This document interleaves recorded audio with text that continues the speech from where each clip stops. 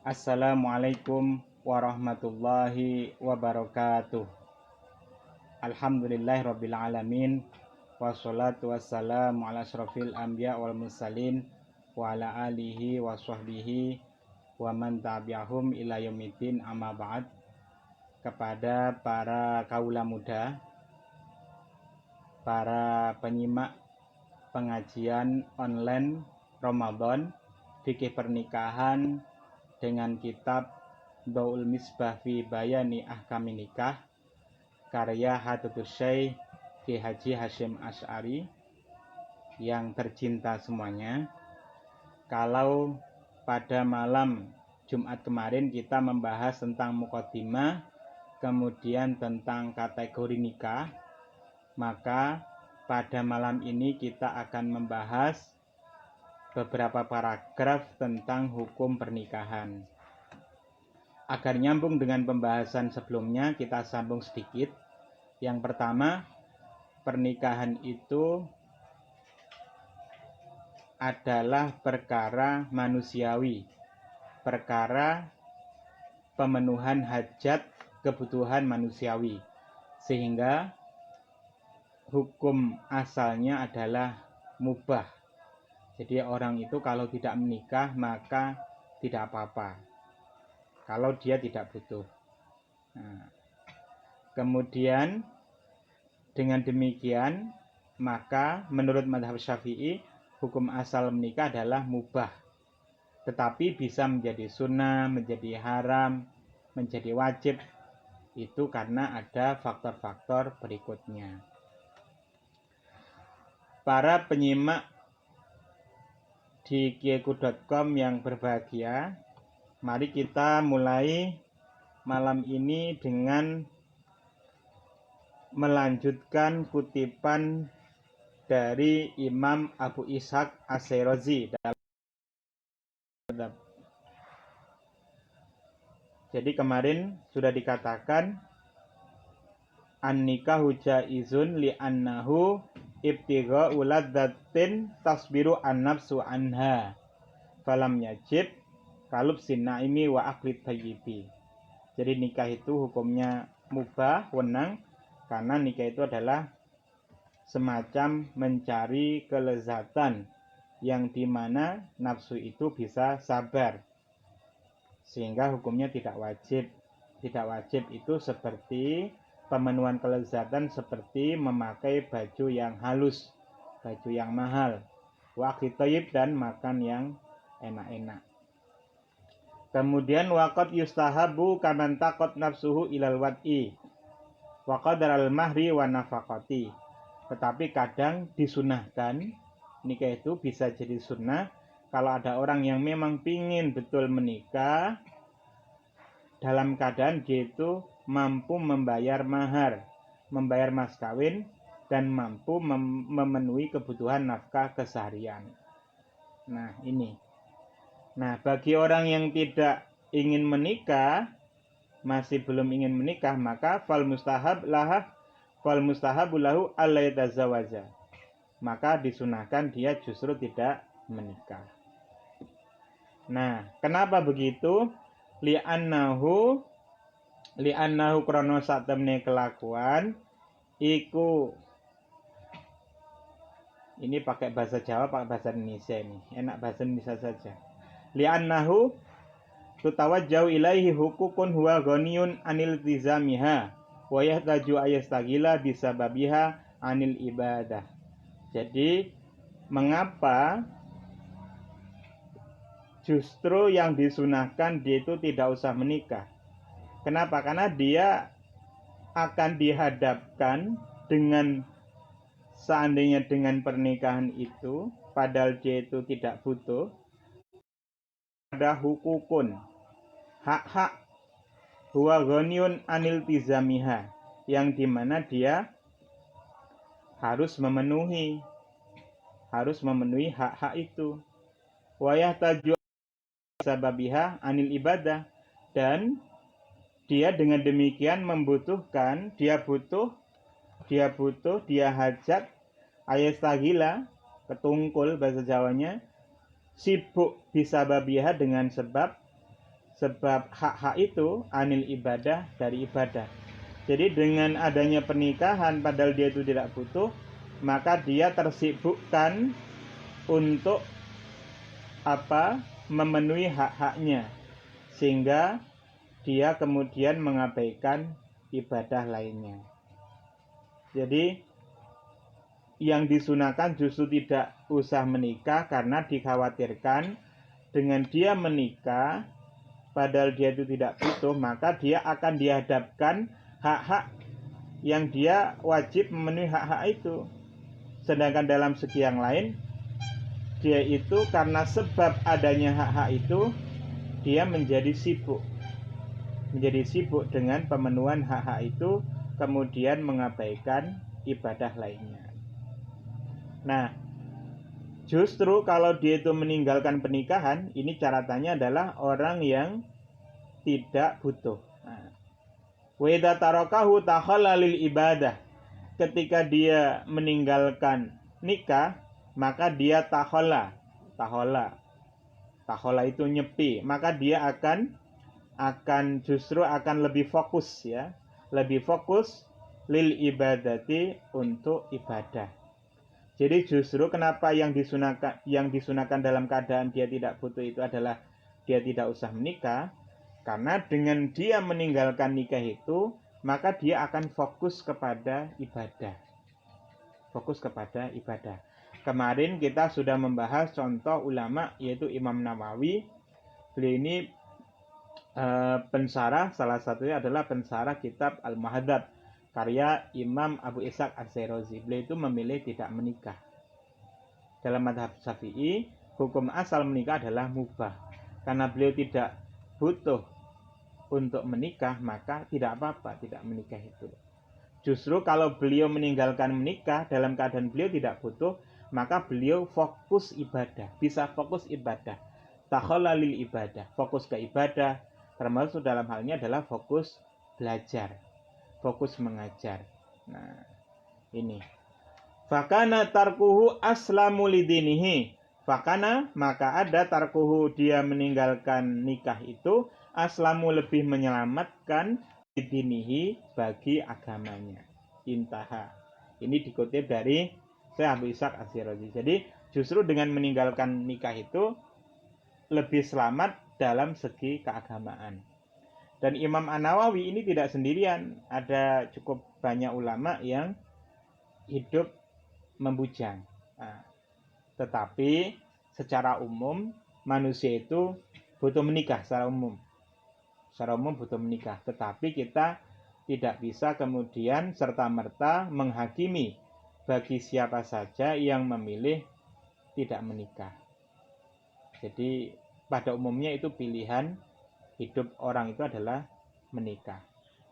Tetapi ketika ada orang yang tidak menikah, maka tidak apa-apa. Contohnya lagi misalnya seperti ini. Biasanya kalau ada suami ditinggal istrinya, itu suami itu lekas menikah. Kenapa? Karena pada umumnya laki-laki itu tidak tahan untuk tidak menikah. Tetapi lebih banyak kalau perempuan ditinggal oleh suaminya, terutama ketika ditinggal meninggal, itu banyak kita lihat para ibu-ibu yang ditinggal itu beliau itu bertahan tidak menikah lagi. Lalu kalau kemudian kita ikut pandangan bahwa menikah itu, kondisi menikah itu harus selalu ada, maka kasihan itu para perempuan kemudian dihukumi haram. Nah, tidak begitu. Nah, memang ada perbedaan pendapat di kalangan ulama itu, ada 3 pandangan. Pertama adalah madhab Zahiri, madhabnya Abu Dawud Adz-Dzahiri. Madhab Abu Dawud ini mengatakan hukum asal menikah itu adalah wajib, sehingga orang yang tidak menikah maka haram. Karena haram berarti berdosa, kan seperti itu. Kemudian yang kedua adalah madhab Abu Hanifah, madhab Hanafi. Kemudian madhab Maliki atau pengikut Imam Malik bin Anas. Kemudian madhab Hambali atau pengikut Imam Ahmad bin Hambal. 3 madhab pahala. Nah, yang kemudian berbeda adalah madhab Syafi'i, yaitu kita yang banyak di Asia Tenggara ini termasuk di Indonesia, itu beliau di dalam madhab ini dikatakan hukum asal menikah adalah mubah. Kenapa? Karena menikah itu adalah pemenuhan kebutuhan kelezatan, sebagaimana manusia membutuhkan makanan yang enak, membutuhkan baju yang bagus. Nah, kebutuhan untuk pemenuhan baju yang bagus, makanan yang enak, ini bisa ditunda. Sehingga bagi pandangan mazhab Syafi'i, hukum asal menikah adalah mubah, jaiz, boleh. Sehingga konsekuensinya bagi orang yang meninggalkan tidak menikah, maka tidak haram. Lalu bagaimana dengan hadis man raghiba anni, barang siapa yang benci pada sunnahku, maka bukan bagianku. Itu maknanya adalah kalau benci. Lah, bagi yang tidak menikah itu kan bukan karena benci, tetapi karena tidak butuh. Jadi bukan karena kebencian terhadap sunnah Rasul, tetapi adalah karena tidak butuh. Nah, tidak butuh. Memang ada hadis riwayat Tirmidzi, arbaun min sunanil mursalin al-haya'u wa ta'atturu wan nikahu was-siwaku. Ada 4 yang merupakan bagian dari sunnahnya para rasul, tradisinya para rasul. Yang pertama adalah al-haya'u, sifat malu. Jadi para rasul itu adalah orang yang malu. Makanya hikmahnya kemudian kenapa beliau menikah dengan Sayyidah Aisyah itu adalah karena beliau ini seorang yang cerdas. Ini beliau itu ketika ditanya oleh ibu-ibu, kemudian beliau itu kan pemalu, maka yang menjelaskan detail itu adalah Sayyidah Aisyah. Rasulullah pemalu, sehingga beliau pakai bahasa perlambang. Nah, ini ternyata ibu yang tanya itu tidak paham, hanya kemudian diserahkanlah kepada Sayyidah Aisyah. Inilah fungsinya beliau punya istri semacam Sayyidah Aisyah. Kemudian yang kedua adalah wata'aturu, memakai wewangian. Jadi memakai wewangian itu adalah perkara yang fitrah juga. Manusia itu pada dasarnya jiwanya itu ingin jiwa yang indah, ingin harum-haruman, yang sedap-sedap. Nah, ini adalah fitrah. Nikah itu dia ini padahal butuh menikah kok tidak menikah. Maka oleh beliau, jangan begitu, saya juga menikah. Nah, seperti itu. Ini bagi orang yang butuh, diarahkan bagi orang yang butuh. Tidak perlu. Tetapi orang yang tidak butuh menikah itu tidak banyak. Sehingga tidak usah khawatir. Kemudian yang keempat adalah siwak. Siwak ini adalah lambang kebersihan. Para pemirsa yang berbahagia, kemudian Hadratul Syekh Haji Hasyim Asy'ari melanjutkan kitab beliau ini dengan mengutip dari Asy-Syarqawi. Imam Syarqawi ini punya kitab mencatat pinggiri, kitab Tahrir. Kitab cukup tipis. Ya di bawahnya Fathul Qorib lah. Sekitar itu. Kitab Tahrir. Wa qala lan dawuh sapa Asy-Syarqawi, Imam Syarqawi. Oh, pakai bahasa Indonesia, maaf. Soalnya mungkin ada yang tidak paham bahasa Jawa. Sesekali pakai bahasa Jawa. Wa qala Syarqawi, berkata Imam Syarqawi fi hasyati tahriri, di dalam hasyah tahrir.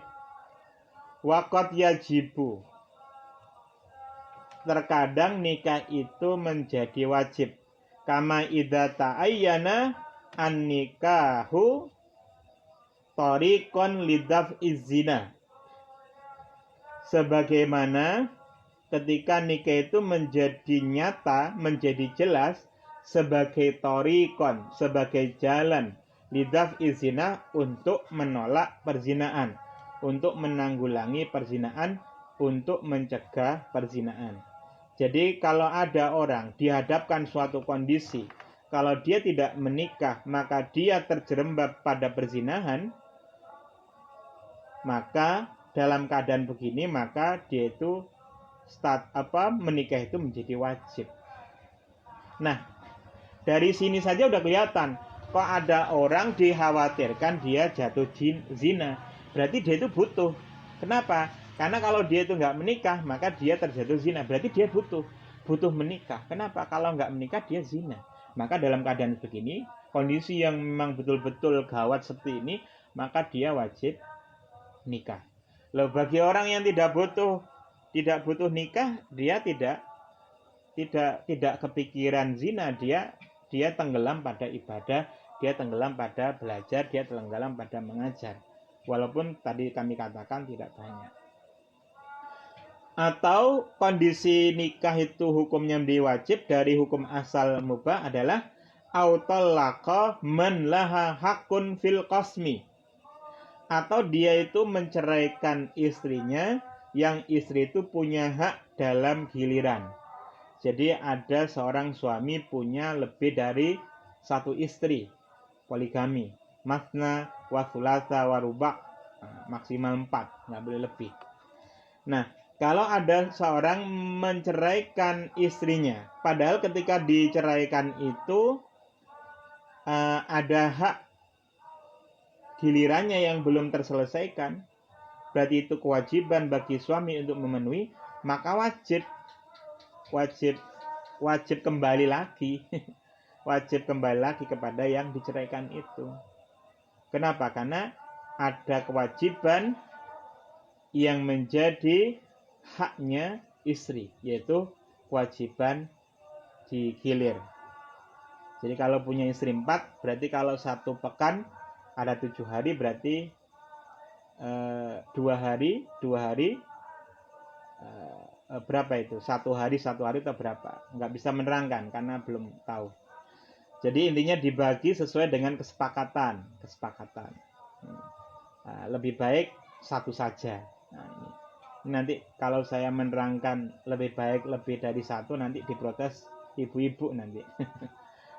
Ibu-ibu tidak usah khawatir.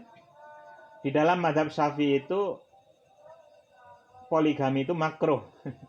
Poligami itu makruh kalau tidak butuh, kalau tidak dibutuhkan, kalau dikhawatirkan terbengkalainya hak-hak dari istri.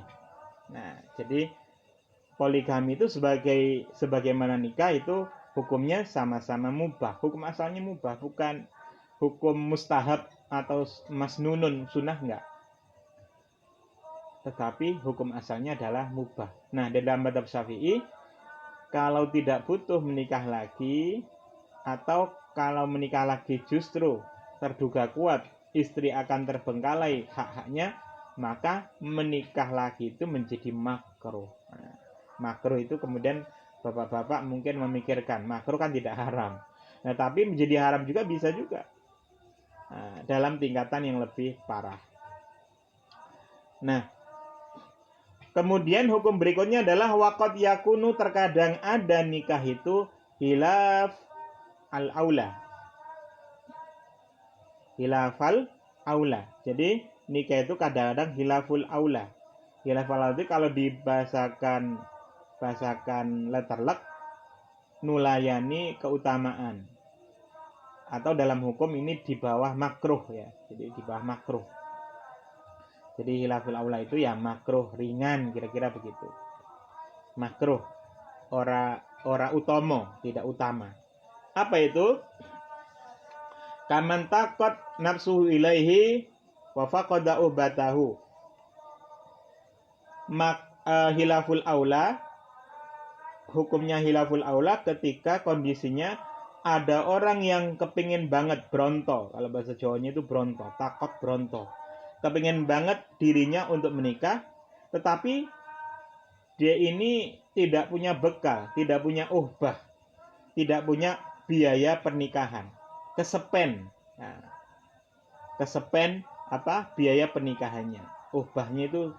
Jadi dia ini pengen, hatinya itu pengen, hati pengen tapi bondo cupet. Nah, orang Jawa mengatakan begitu. Hati kerentek, bondo cupet. Jadi hati kerentek, hatinya itu kepingin, ingin, tetapi bondonya, uangnya, hartanya, kapitalnya dia itu tidak punya atau kurang. Maka kalau dalam keadaan begini, hukum menikahnya adalah khilaful aula. Jadi makruh ringan. Jadi kalau ada orang pengen banget tetapi dia itu kurang punya harta tapi pengen, itu apa? Maka ketika dia menikah hukumnya adalah makruh ringan, khilaful aula. Nah, tetapi solusinya bagaimana? Kan begitu. Solusinya bagaimana? Ini dikutip oleh Mbah Hasim, bal yaksiru tauqatahu bisaumin. Nah, solusinya adalah memecah keinginannya itu, keberuntungannya itu bisomin dengan puasa. Kan ada hadis itu, ya ma'syar syabab man istata minkumul ba'ata falyatazawwaj fa innahu aghaddu lil basari wa sunil fats fa illam yastati fa alaihi bisaum fa innahu lahu wijaun. Jadi wahai segolongan pemuda, jika kalian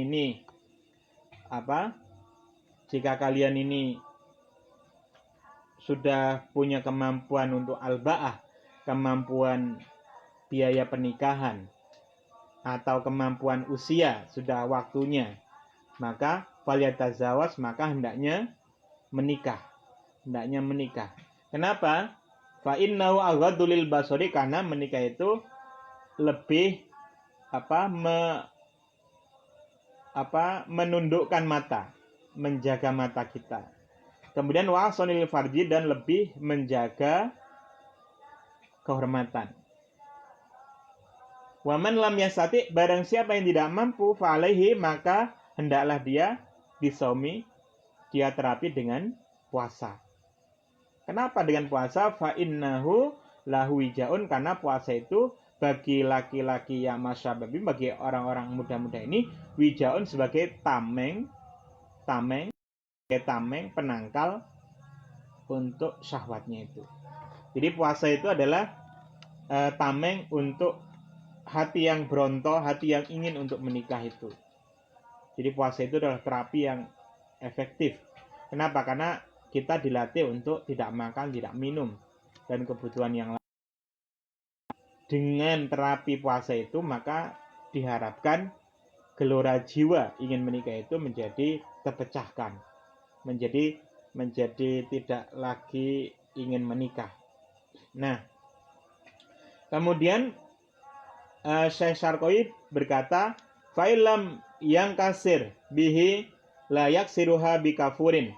Jika dengan puasa itu, ini kondisi yang agak gawat ya. Fa'ilam yang kasir bihi layak siruha bikafurin. Jika dengan terapi puasa itu tidak juga problem keinginan hatinya untuk menikah, maka layak sirobi kafurin, maka dia tetap saja tidak boleh memecahkannya dengan alat-alat tertentu. Misalnya dia dengan memakai kapur barus atau yang semacamnya, yang maksudnya adalah untuk meminimalisasi dari gejolaknya itu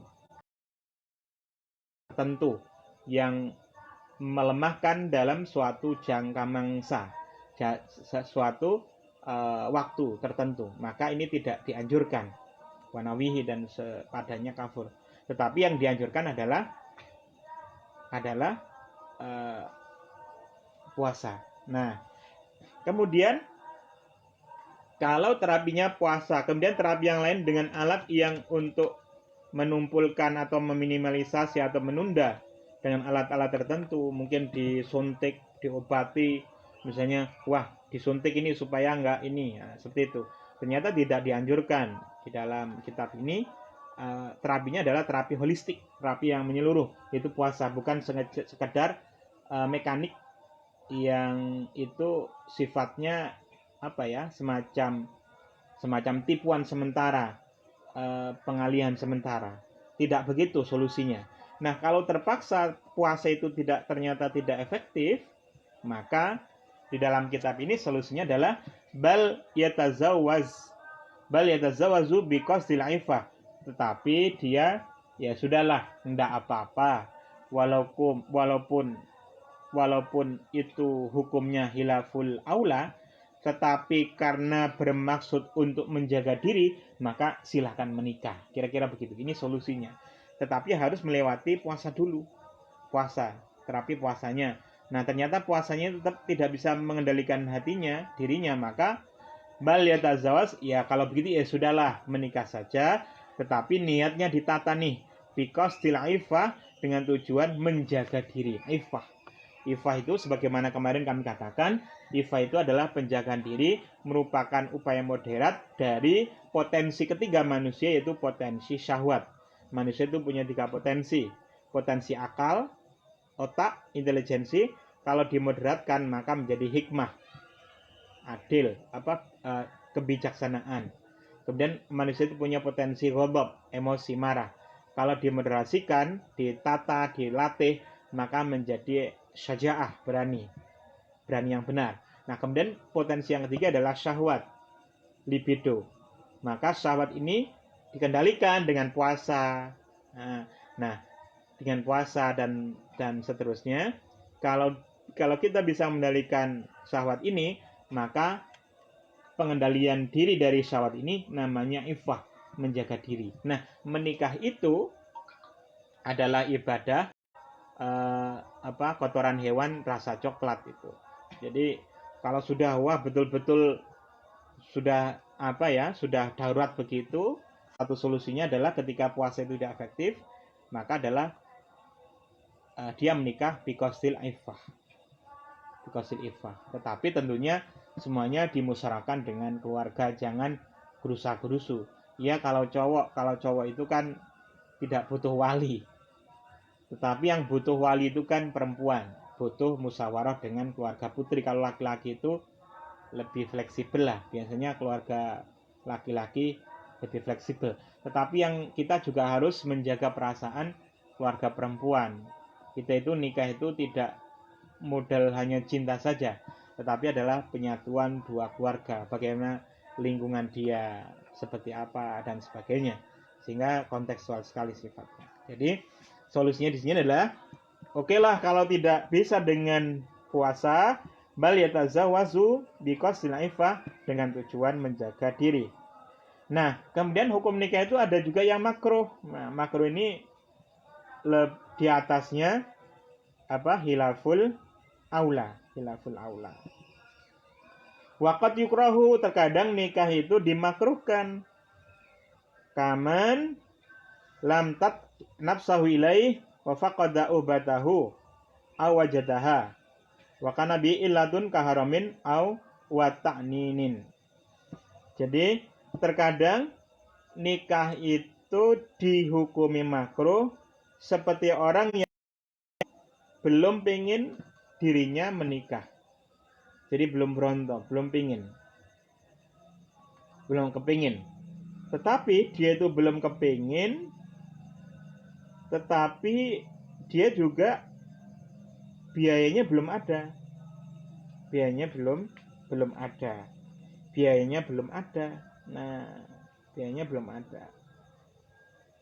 Nah, bagi orang yang kepingin menikah, pengen banget, kemudian dia itu tidak punya biaya, maka hukum menikahnya adalah makruh. Solusinya sama dengan yang di atas, yaitu puasa. Atau hukum makruh ini dalam kondisi awajadaha, dia sudah punya biaya pernikahan, dia sudah punya harta untuk biaya pernikahan. Awajadaha, dia punya harta untuk biaya pernikahan. Tetapi wakana bihi illatun, tapi dia punya penyakit kaharamin, seperti dia punya penyakit pikun, punya penyakit lupa, ya, pikun, nah, punya penyakit pikun, wa ta'ninin, dan lemah syahwat.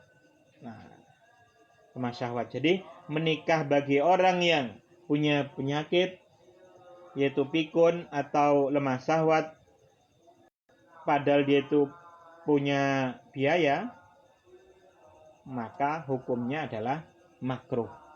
Hukumnya adalah makruh. Otomatis orang yang haramin, orang yang pikun, orang yang taknin, orang yang peluh, bahasa Jawanya peluh, lemah syahwat, impoten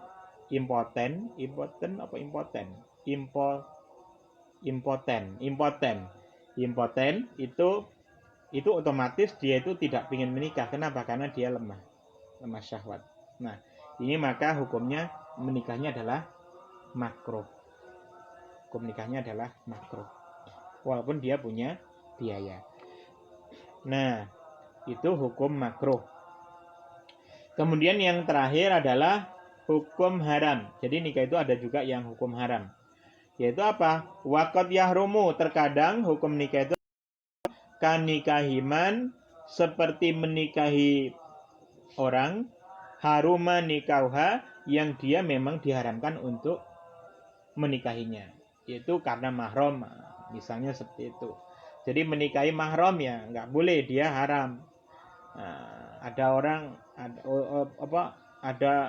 ada perempuan istrinya orang kok mau dinikahin, ya haram, nggak boleh. Atau ada orang yang masa iddah, masih masa iddah, masa penungguan, ya berarti juga haram. Nah, atau haram ini juga bisa ditambahkan, dia itu menikah dengan tujuan menyakiti, balas dendam, mau menzalimi, jelas mau menzalimi, maka ini adalah hukumnya haram. Berarti main-main, mempermainkan perasaan istrinya. Nah, para pendengar kiaiku.com semuanya, tadi tentang hukum mubah tadi itu, hukum boleh tadi itu, hukum asal itu bagi laki-laki dan perempuan. Jadi hukum asal menikah itu bagi perempuan itu juga boleh, hukum asal menikah bagi laki-laki itu juga boleh. Jadi perempuan dan laki-laki sami mawon, sama saja. Kemudian ini sudah pada hukum menikah, berikutnya adalah pada kriteria jodoh. Sebenarnya jodoh yang ideal itu seperti apa? Nah, ini yang diterangkan di dalam bahasan tentang hukum nikah bagian yang ketiga. Nah, kalau yang bagian yang pertama kemarin tentang kategori nikah, apakah termasuk perkara dunia atau perkara agama, perkara syahwat atau perkara kurubat, ibadah. Yang kedua adalah tentang hukum-hukumnya menikah. Nah, yang ketiga adalah tentang kriteria calon yang menjadi pasangan kita.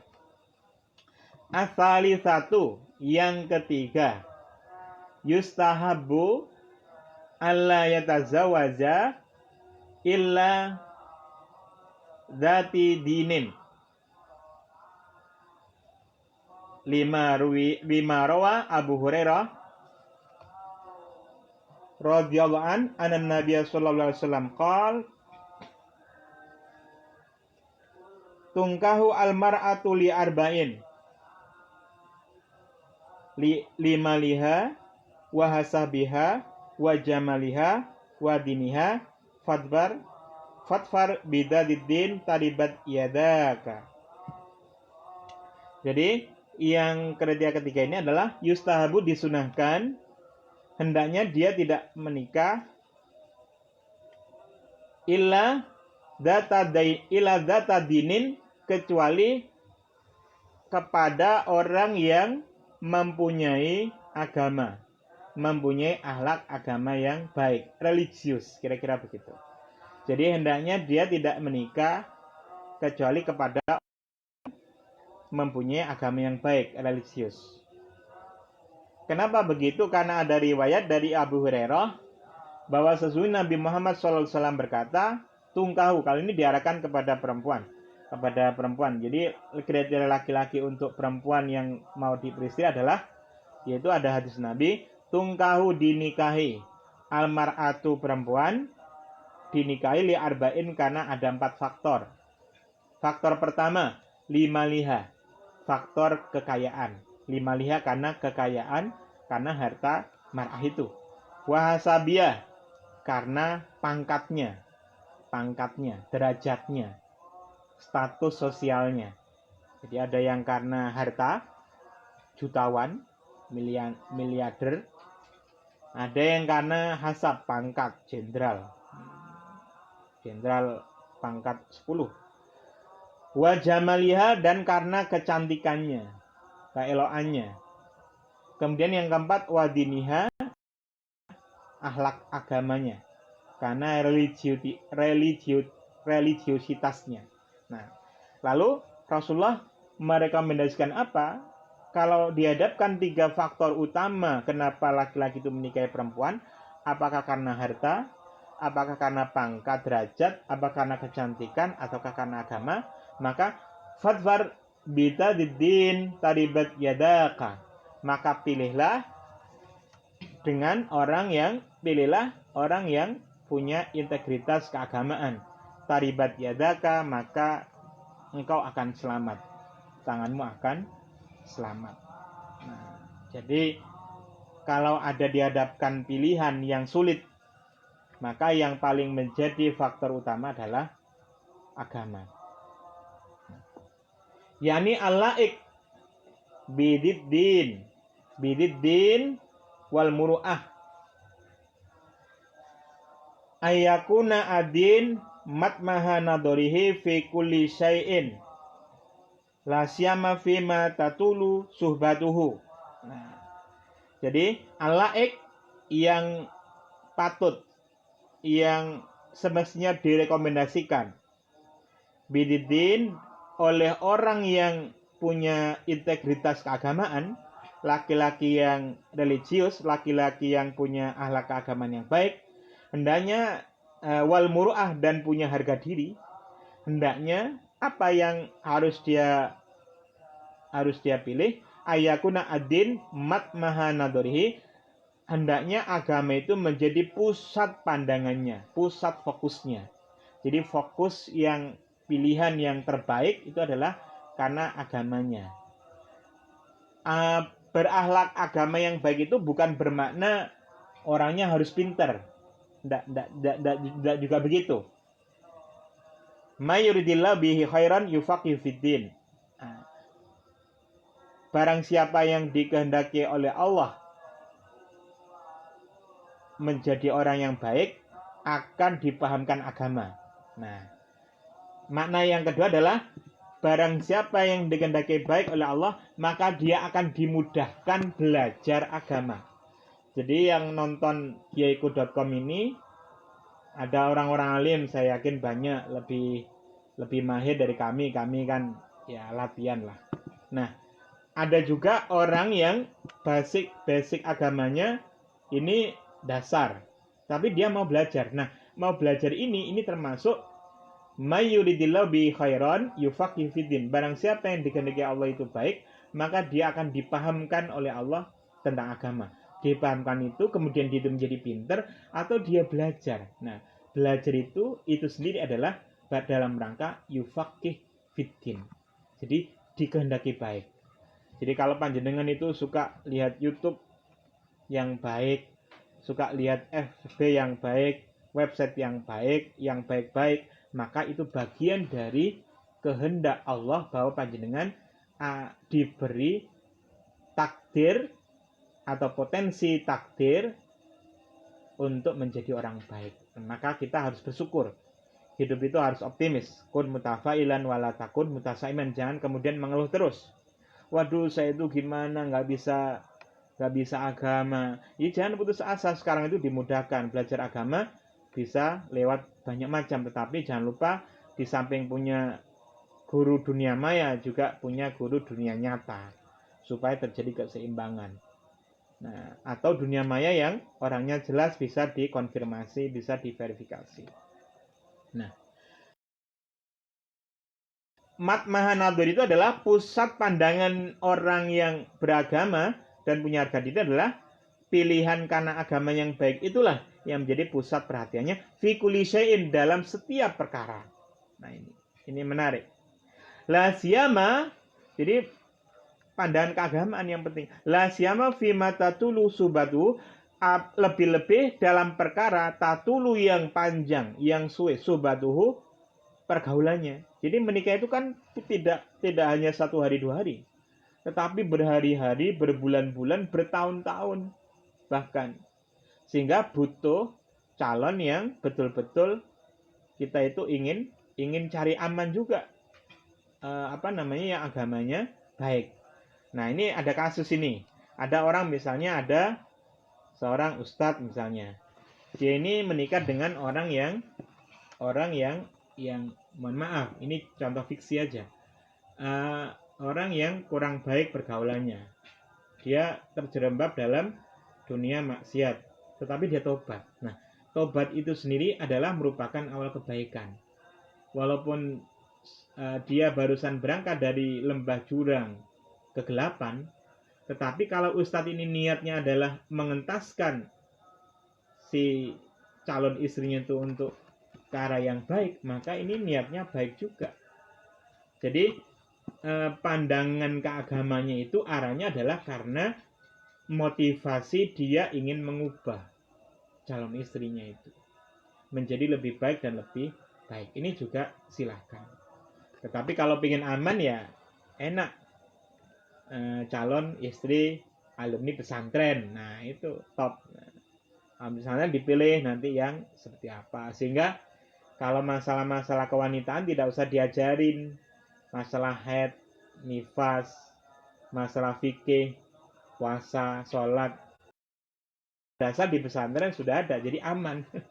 Aman. Nah, tapi memang masing-masing orang itu punya pilihan. Ada yang ingin aman, nah juga ada dalilnya. Tetapi ada yang ingin dakwah, ingin puasa ini ingin evolutif sifatnya, ingin mengubah secara mendasar, ya silakan, nggak apa-apa. Memang innamal a'malu binniyat, motivasi yang baik, niat yang baik itu menjadi pencerahan, menjadi sesuatu yang luar biasa. Nah, jadi memang bermacam-macam. Nah, Rasulullah sendiri, beliau juga menikah dengan beberapa istri yang mu'allaf, bukan seorang muslimah dari awal, mu'allaf. Contohnya adalah Sayyidah Sofia. Jadi Sayyidah Sofia itu adalah putra bintu Huyai. Sayyidah Sofia itu adalah seorang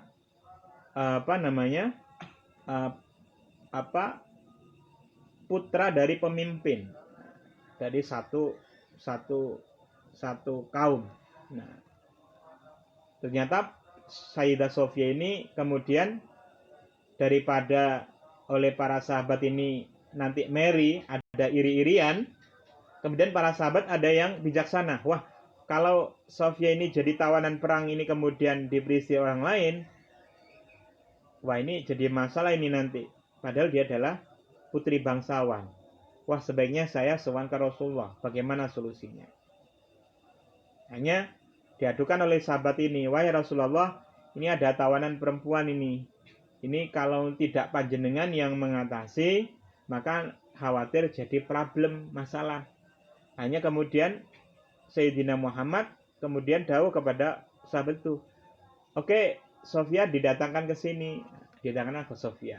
Diberi tawar oleh Rasulullah, Sofia, kamu silakan pilih, apakah bebas kepada kaummu, jadi dikembalikan kepada kaumnya, ataukah kamu menikah dengan saya. Ternyata Sayyidah Sofia memilih menikah dengan Nabi Muhammad SAW. Jadi Sofia itu mu'allaf.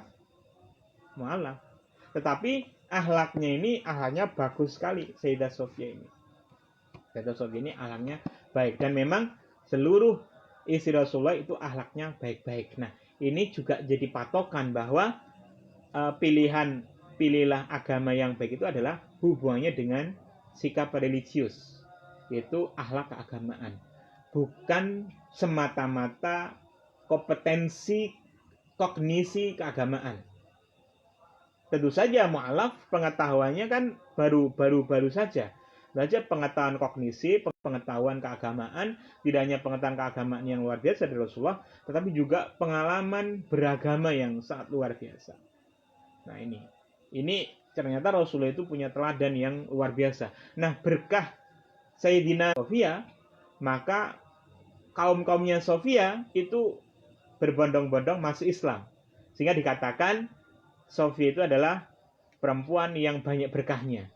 Kenapa? Karena berkah beliau itu mu'alaf, dinikahi Rasulullah, berbondong-bondong dari suku beliau itu berbondong-bondong masuk Islam. Nah, seperti itu. Kemudian fa'amara an-nabiyyu sallallahu alaihi wasallam bitahsili sahibadiddin alladhi huwa ghayatul bughyah. Fa'amara an-nabi, kemudian Nabi Muhammad memerintahkan untuk menghasilkan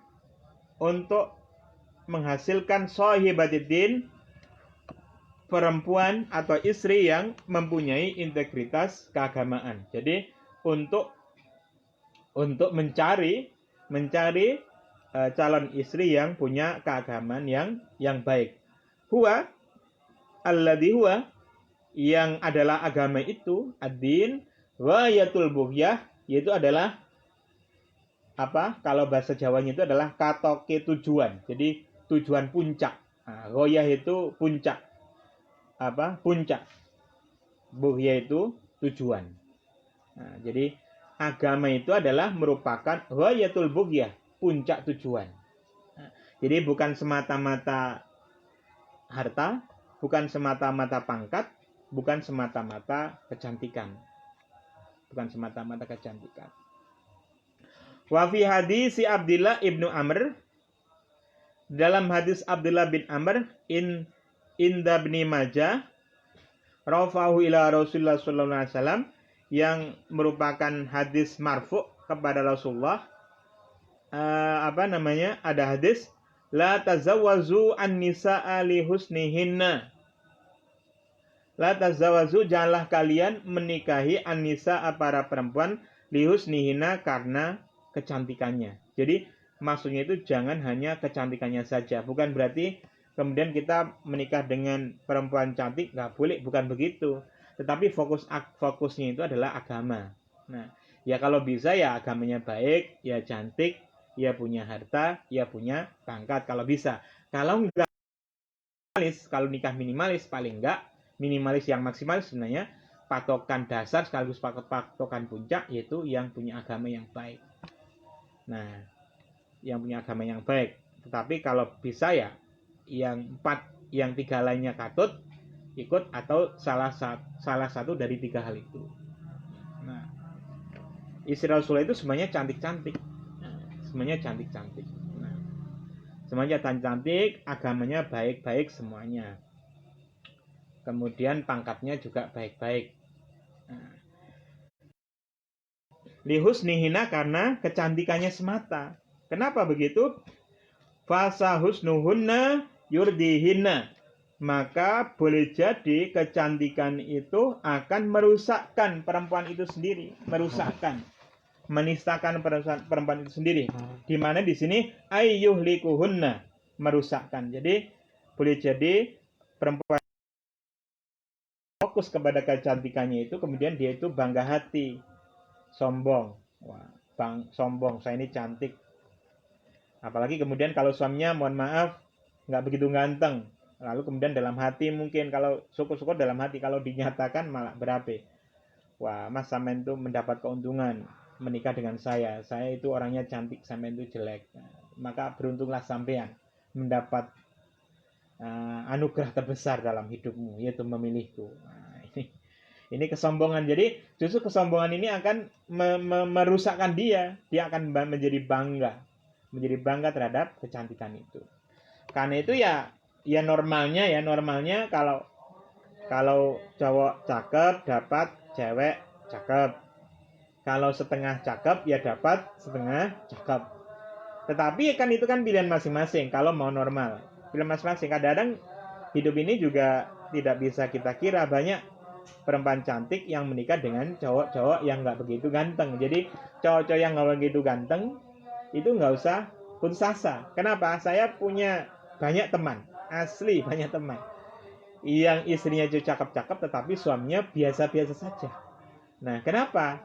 Ya karena memang pusat pandangan psikologis perempuan dan laki-laki itu berbeda. Jadi biasanya kalau laki-laki itu pusat pandangan pertamanya adalah fisik, kecantikan, fisik.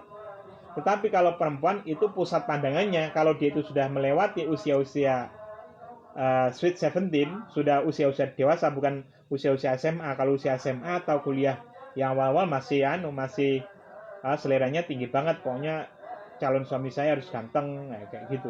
Tapi kalau dia sudah mendekati ini, kuliah akhir atau sudah kuliah tapi belum laku-laku juga, mohon maaf, itu sudah seleranya sudah lain. Di samping itu juga perempuan itu ya cukup banyak juga yang pusat perhatiannya bukan yang penting ganteng, enggak, tetapi yang penting melindungi perempuan. Saya ingin memilih suami yang melindungi saya, menjaga kehormatan saya. Jadi para cowok-cowok yang nggak begitu ganteng itu jangan khawatir, masih banyak perempuan-perempuan cakep.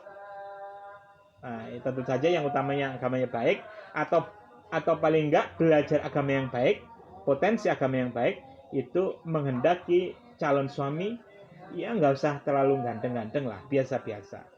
Kalau ganteng syukur, tetapi kalau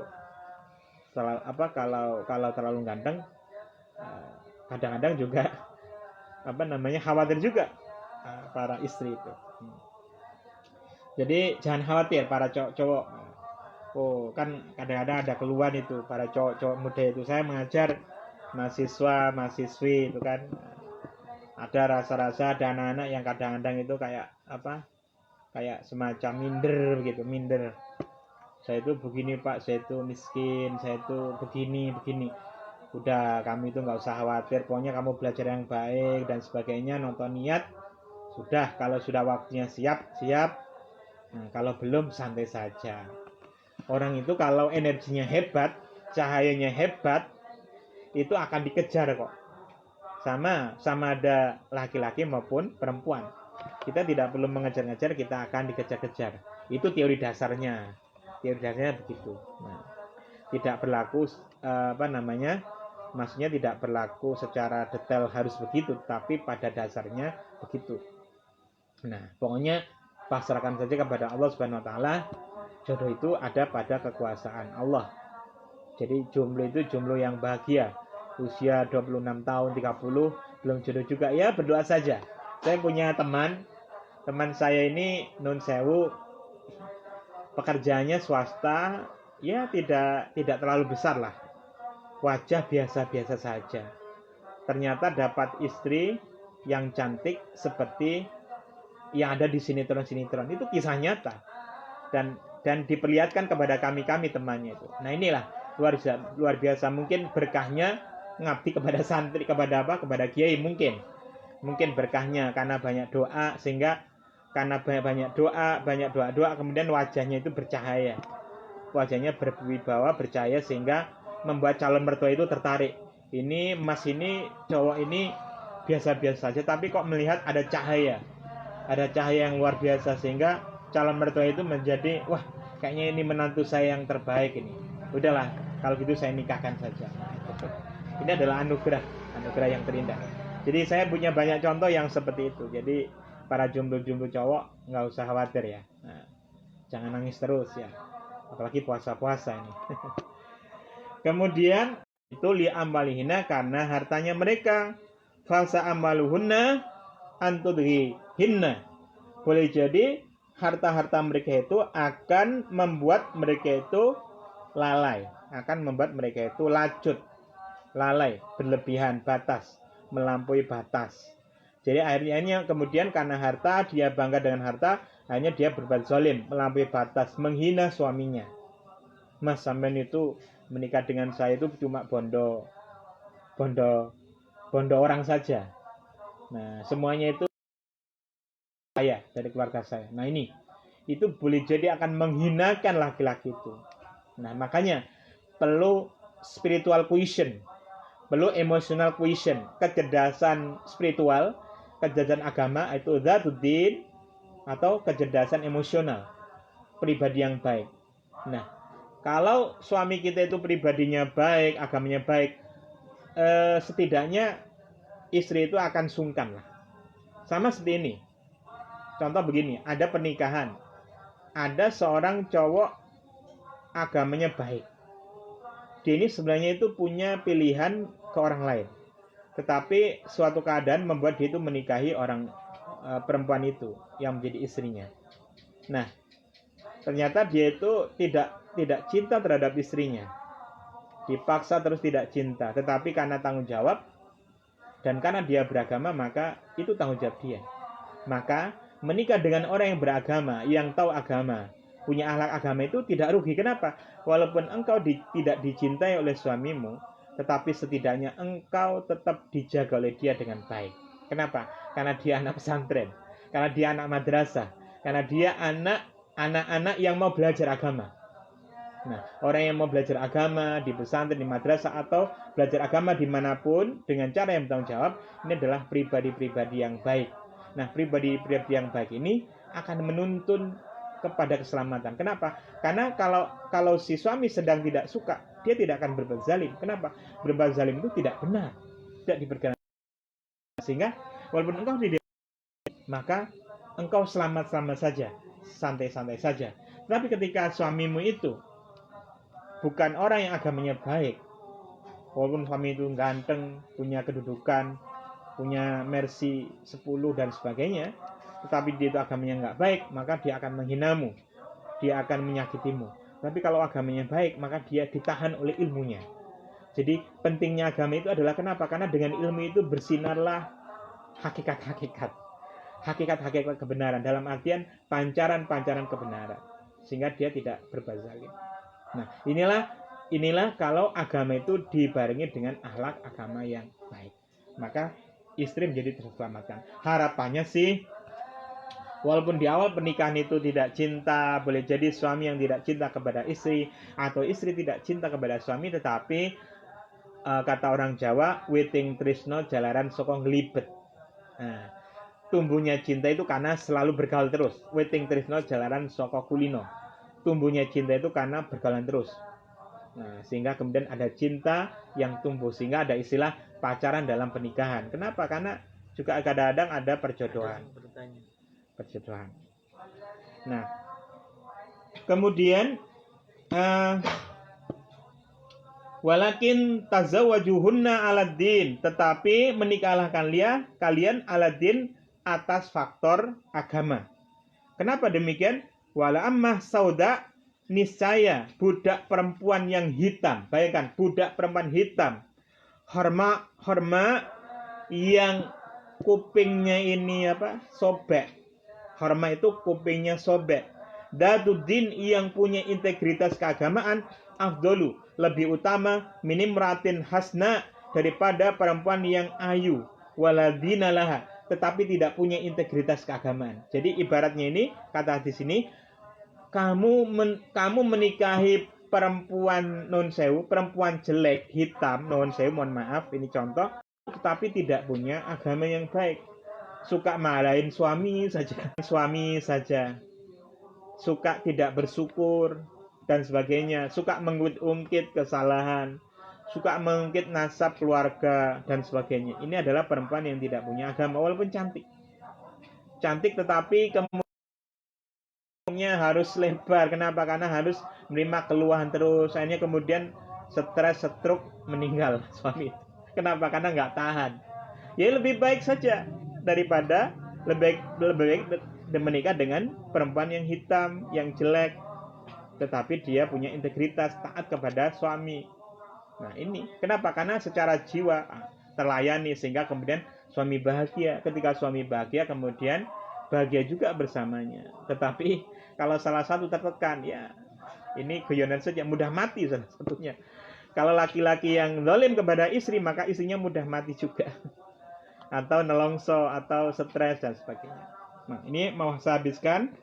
sampai 2 baris ini. Wa alla tuzawiza illa data aklin.